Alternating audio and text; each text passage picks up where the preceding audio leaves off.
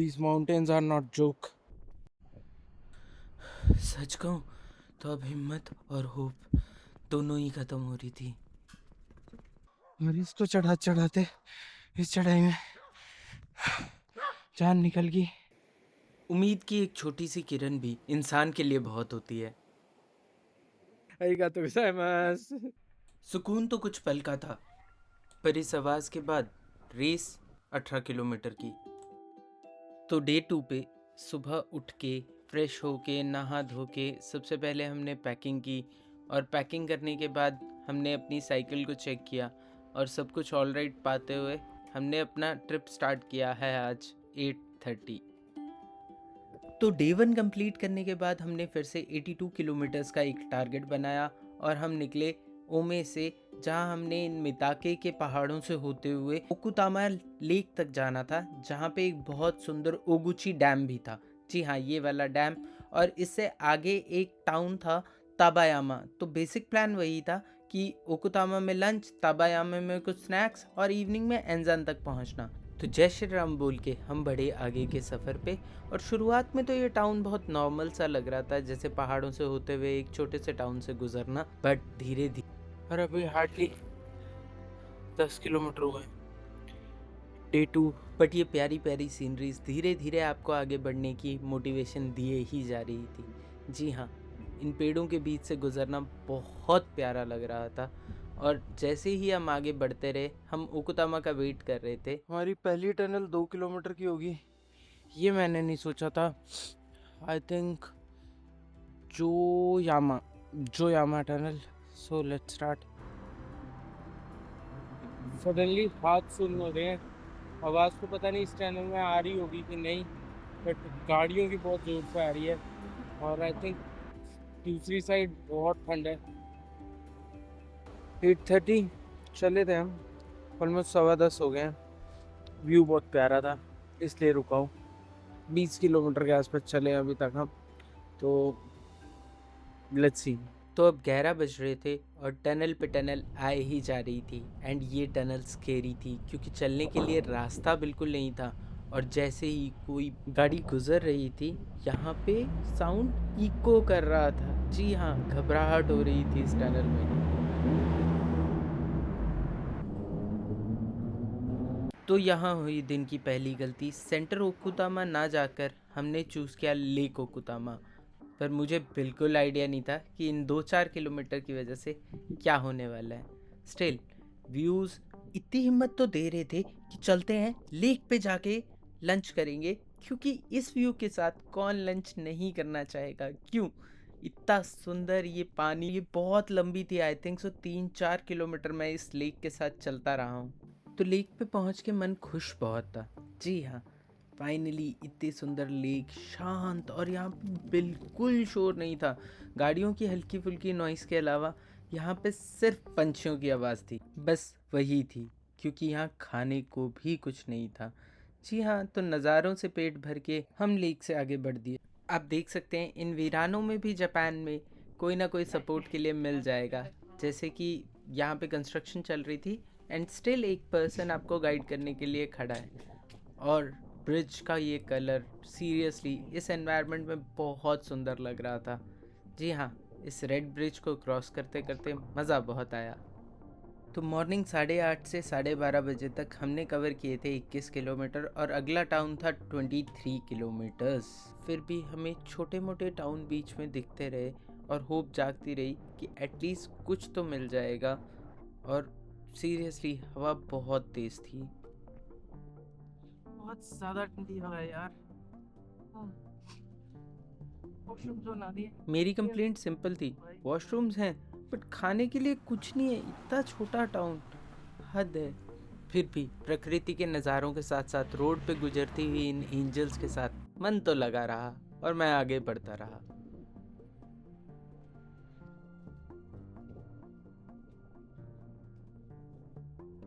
रास्ते में मुझे एक ओल्ड एज कपल भी मिला। जी हाँ, इनकी एज काफ़ी ज़्यादा लग रही थी, and they are doing hiking trip. तो सब अपने अपने चैलेंजेस कर रहे हैं। यहाँ तक कि इस सफ़र में मुझे बिल्कुल आइडिया नहीं था कि अभी तो कुछ हुआ ही नहीं है।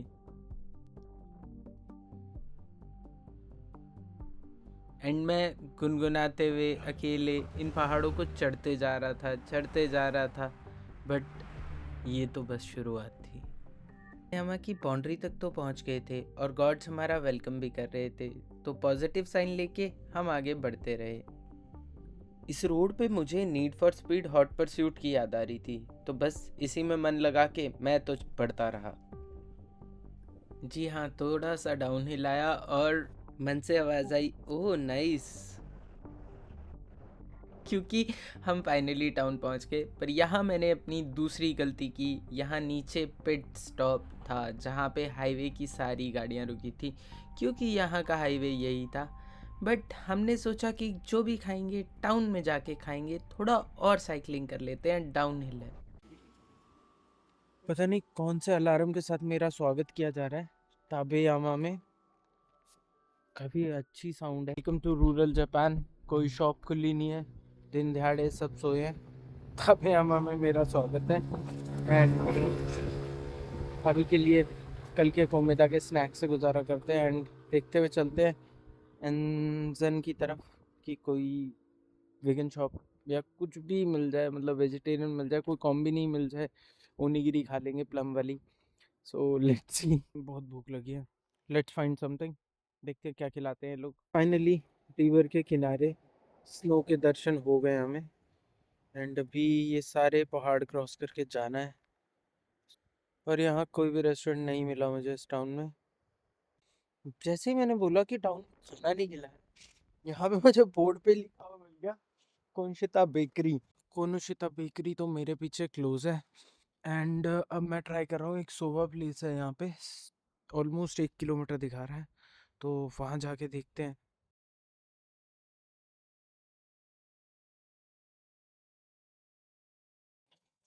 भाई ये 2 किलोमीटर भी फालतू ही रहे हैं। और ये पार्क तो बहुत अच्छा था।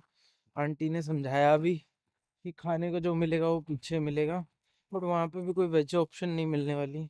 तो मैं अपना रिस्क लेके आगे बढ़ना चाहूँगा। तो बहुत अच्छा वो था स्टे के लिए। मतलब बारबेक्यू वगैरह करने के लिए, रिवर का व्यू। तो लेट्स गो, आगे ही बढ़ते हैं, पीछे हटने से कुछ नहीं मिलना। एंड गरम गरम कॉफ़ी, भला हो वेंडिंग मशीन्स का जापान की। यहीं से चलते हैं, खाने को तो अभी कुछ नहीं है, अब कैरी करना शुरू करना पड़ेगा। तो कॉफ़ी पीते पीते थोड़ा रेस्ट करके फ़ोन चार्ज करके फिर निकलता हूँ।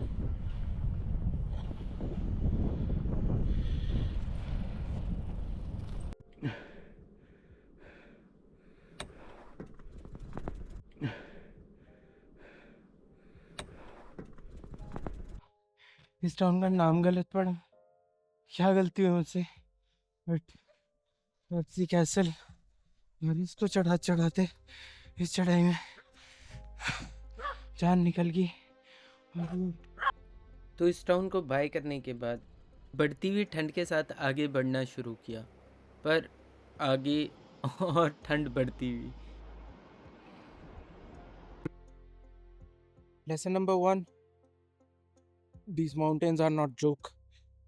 और दूसरा, मैं बेवकूफ़ हूँ, लास्ट कन्वीनियंस से कुछ ना कुछ उठाना चाहिए था, या तो बयामा वाले स्टेशन पे रुकना चाहिए था। थैंक गॉड थोड़ी सी धूप मिली है। मिस होगी इज गेटिंग रियल। तो आज की कहावत सिंपल थी, अब पछताए होत क्या जब चिड़िया चुग गई खेत। फाइनली हम आज कोशु सिटी में एंटर कर गए हैं। जुबान लड़खड़ा रही है, साइकिल हमारी वहाँ खड़ी है एंड ये पूरी चढ़ाई धक्का देके चढ़ानी पड़ी है। बैटरी ख़त्म है एंड डोंट नो कैसे ये नेक्स्ट 29 किलोमीटर्स होंगे। मैप लगा हुआ है, I don't know if you anyone is asking. मज़ा आ रहा है? यस आ रहा है। तो हमारी साइकिल की प्रमोशन हो गई थी धक्का गाड़ी पे, और अब जो आप फुटेज देख रहे हैं ये 2x में है, तो मतलब डबल स्पीड में भी मैं इतना स्लो चल रहा था। तो ताबायामा से हम 11 किलोमीटर आ चुके थे और सेंट एंजान अभी भी 24 था। अगेन कुछ बिल्डिंग्स दिखी हैं, 16 बेस कैंप, तो कुछ उम्मीद जागी है। बाकी धक्का गाड़ी तो चल ही रही है एंड बर्फ़ ने खुश कर दिया भाई। बस नाक भी खुश हो गया है, शरीर भी। 16 बेस कैंप भी बंदी है। और कुछ अच्छी चीज़ है, एक अच्छी न्यूज़, हमें फाइनली वेंडिंग मशीन्स मिली हैं, तो हम ड्रिंक्स तो ले सकते हैं एटलीस्ट, क्योंकि पानी भी ख़त्म था मेरे पास। चिचिबू नेशनल पार्क के एरिया के साथ घूम रहा हूँ मैं, और भाई 2 किलोमीटर भी नहीं हुए आधे घंटे में। वॉकिंग में तो बहुत मुश्किल हो जाएगा, और कोई शॉप कोई घर कुछ नहीं है। घर होगा भी तो आई डोंट नो हेल्प के लिए क्या बोल रहे हैं। सुमिमासेन गोमेंनासाई, हेल्प मी।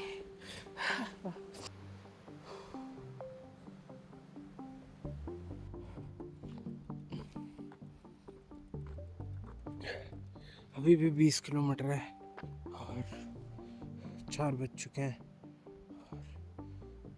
पता नहीं मैं कितनी देर और सर्वाइव कर पाऊँगा। और इस हिसाब से चला रहा तो 8 बजे तक तो नहीं पहुँचता, अगले 4 घंटे में 20 किलोमीटर। वो भी मेरी बेस्ट होप है कि 8 बजे तक। तो इस सुनसान वीरान में एक शॉप मिली। जी हाँ, जब मैंने उम्मीद छोड़ दी थी कि कोई शॉप मिलेगी, तो हमें शॉप मिली।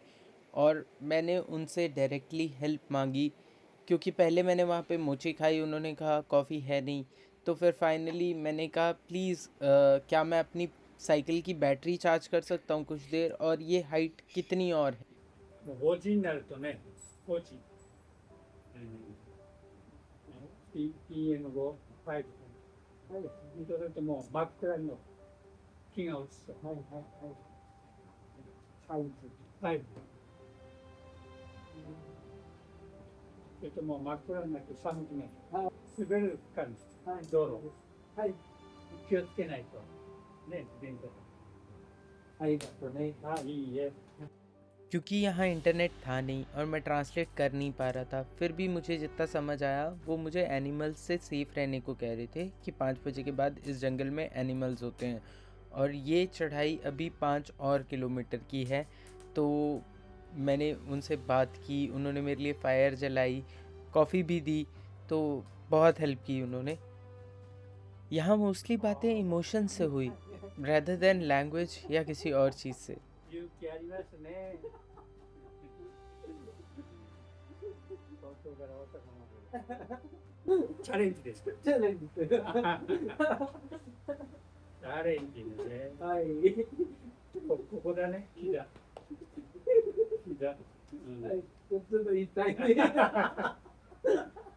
そうか。そう。तो फाइनली फायर की वार्मथ कह लो या उनकी, मैंने उन्हें गुड बाय कहा और मैं वहाँ से निकला। arigatou gozaimasu। मेरी पहाड़ तो जान ही लिए जा रहा है। Toughest mountain of my life man. आगे पता नहीं क्या क्या होने वाला है, बहुत मुश्किल है। गाड़ी वाले भी लोग देख रहे हैं कहाँ चला हुआ है पागल। बहुत चढ़ाई है भाई, बट थैंक्स टू अंकल यार, उन्होंने फ्री में कॉफ़ी पिलाई, आग जलाई, गप्पे मारी, थोड़ी सी बैटरी भी चार्ज कर दी, विच इज़ 20% के आसपास है अभी, 19 फिर ख़त्म हो रही है। उतरा ही आ जाए उससे पहले पहले।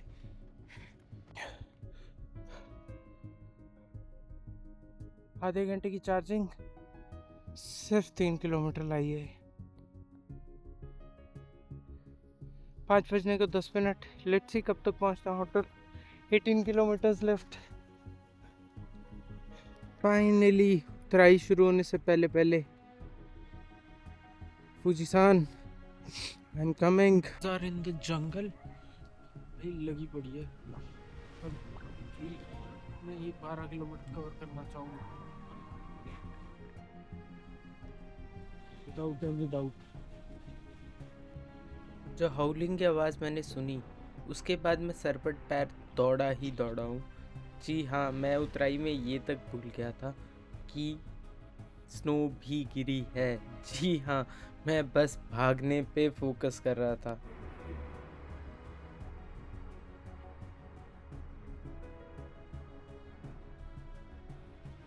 अगर मैं लैप टाइम नोट कर रहा होता तो ये मेरे फास्टेस्ट 18 किलोमीटर्स में से एक था। साइकिल पे स्पीड 50 तक जा रही थी। जी हाँ, गूगल मैप्स पे मुझे 50 किलोमीटर पर आवर की स्पीड दिख रही थी अपनी। और उस माउंटेन से नीचे उतर के ही मेरी सांस में सांस आई। जी हाँ, पीछे मुड़ के देख रहा था तो डर भी लग रहा था। शायद मेरी शक्ल नहीं दिख रही अभी, बट ये पहला 7-Eleven है जो पिछले 60 किलोमीटर में मुझे मिला है।